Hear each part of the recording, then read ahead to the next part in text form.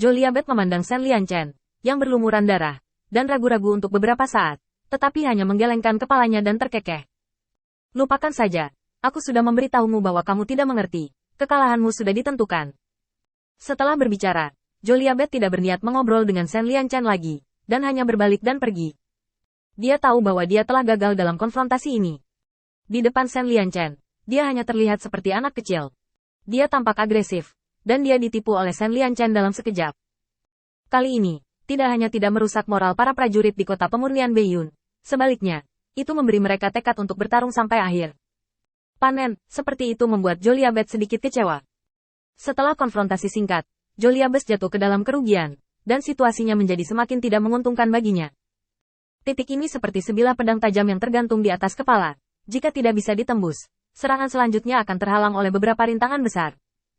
Titik ini membentang ribuan mil sebagai fasilitas pertahanan terpenting di kota pemurnian Beiyun. Mereka mengetahuinya, tetapi mereka belum menyelidiki atau memahaminya. Bahkan selama pelaksanaan rencana blokade, dengan kerjasama dari respon internal, saya tidak memahami lebih lanjut hal ini, dan sekarang saya sangat pasif. Apa alasan untuk semua ini? Mungkin, kebanggaan menjadi anggota Mahkamah Agung dan menjadi utusan? Memikirkan hal ini, Joliabet menggelengkan kepalanya tanpa daya. Tampaknya memang demikian. Di bawah keadaan bahwa tenaga kerja tidak memiliki keunggulan absolut, dia membuka jaring blokade yang begitu besar dan ingin membunuh Shen Lianchen. Ini adalah kasus di kota terapung Hatongdemu, dan di Dianjiangtai juga sama. Tidak peduli bagaimana mereka memikirkannya, satu-satunya penjelasan untuk ini adalah kesombongan dan prasangka mereka yang terukir di tulang mereka, dan ketidakpedulian dan penghinaan mereka terhadap manusia di bawah ini. Melihat ke belakang dengan hati-hati, dalam pertempuran ini, mereka bahkan tidak mencapai rekor apapun yang layak disebut, dan kualitas para prajurit di kota penyempurnaan Beiyun tidak jauh dari utusan ilahi mereka. Dengan kata lain, itu tidak jauh berbeda dengan malaikat yang dipindahkan sementara ini. Sebuah desahan samar. Tetap saja, terlalu sombong. Joliabet mengambil berbagai pikiran di dalam hatinya, kembali ke para dewa, melirik para dewa yang tidak memiliki semangat juang, dan menghela nafas. Kalian masih memiliki terlalu banyak waktu luang seperti saya. Pada saat ini, Joliabet sedikit kecewa dan tidak tahu bagaimana memilih. Jika mereka ditempatkan di masa lalu, di bawah perlindungan Mahkamah Agung Ilahi, masalah mereka tidak akan disebut masalah. Atau, dia melihatnya, tetapi tidak berpikir itu masalah. Sampai sekarang, sampai dia melihat orang-orang di kota pemurnian Beiyun, dan melihat bahwa orang-orang ini masih berperilaku seperti ini di lingkungan yang tidak menguntungkan, Joliabet menemukan bahwa para dewa Mahkamah Agung, selain sedikit lebih kuat. Selain itu, tidak ada kelebihan atau kelebihan. Bahkan kerjasamanya sangat asal-asalan, tidak seperti kota penyempurnaan Beiyun, yang menyenangkan. Mereka memiliki tujuan yang hampir sama dan tujuan yang hampir sama. Kecuali kekuatan mereka, mereka tidak lebih lemah dari para dewa. Beberapa utusan ilahi membuka mulut mereka dan sepertinya ingin mengatakan sesuatu, tetapi tidak ada yang keluar. Menghadapi fakta seperti itu, mereka sepertinya tidak punya apa-apa untuk dikatakan. Joliabet menarik napas dalam-dalam. Ayo, bagaimana korbannya? Seorang utusan melangkah maju dengan wajah muram. Tuan Hui, serangan ini kehilangan 30% tangan orang. Menghitung 20% kerusakan di kota terapung Hatongdemu, korbannya sudah lebih dari setengahnya. Joliabet menggelengkan kepalanya setelah beberapa saat terdiam. Sepertinya aku masih harus memujimu. Meskipun saya sedikit tidak puas dengan kesombongan utusan ilahi ini, secara umum, kekuatan utusan ilahi juga tercermin. Jika kerugian pertempuran dan korban melebihi 30%, ada kemungkinan pemberontakan. Dan dewa-dewa ini mampu menjaga integritas tim bahkan ketika hampir setengah dari orang-orang hilang. Ini sangat kuat dalam sebuah tim yang telah disatukan untuk sementara. Kesetiaan mereka kepada Mahkamah Agung setidaknya tidak diragukan lagi. Mari kita semua istirahat. Anda hanya perlu menjebak penguasa kota Liancheng di sini. Tuan Frodro telah membawa bawahannya ke sini.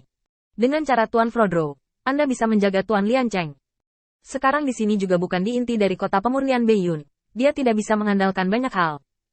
Setelah mendengarkan pengaturan Joliabet, para utusan menundukkan kepala dan tidak berbicara.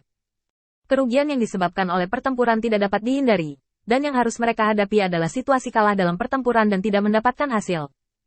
Jelas, banyak dari orang-orang ini mengeluh, bukan kepada orang lain, tetapi kepada diri mereka sendiri. Seorang malaikat tiba-tiba mengepalkan tinjunya pada Joliabet. Pak, tolong beri kami beberapa kesempatan.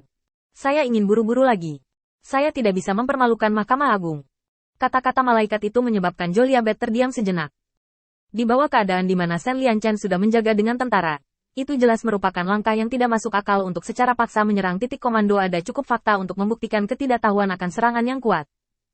Lawan memiliki keunggulan absolut, dan Shen Lianchen duduk di kota, dan ruang di sekitarnya terdistorsi, dan tidak ada jumlah orang yang dapat menggunakannya. Bahkan jika Joliabet secara pribadi bergabung dalam pertempuran, dia tidak akan dapat mencapai lebih banyak hasil.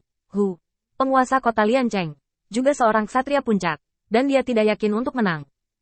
Tetapi keyakinan dan pemikiran para utusan ilahi ini jelas tidak dapat diabaikan. Setelah lama terdiam, kata Joliabet, aku tidak menyalahkanmu untuk pertempuran ini. Kamu telah melakukan yang terbaik. Kesalahan ada di tanganku. Aku tidak mengetahui situasi ini, jadi kamu bisa bertarung dengan posisi yang kurang menguntungkan.